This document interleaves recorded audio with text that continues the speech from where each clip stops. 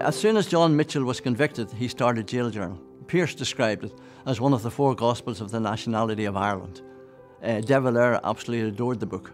And when I was growing up in the town of Newry, Jail Journal was mentioned almost the same way as the Bible was mentioned. And John Mitchel's name was revered as a saint's name might have been revered in his hometown of Newry. So when he started Jail Journal, he was starting something very, very special that would resonate long after his death. When John Mitchel died, he was an undiluted hero. Everybody admired him. Even the papers that opposed him in life admired him in death.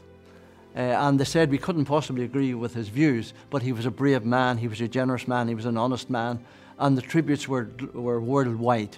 Nationalist papers just praised him. Unionist papers decried his politics, but praised the man.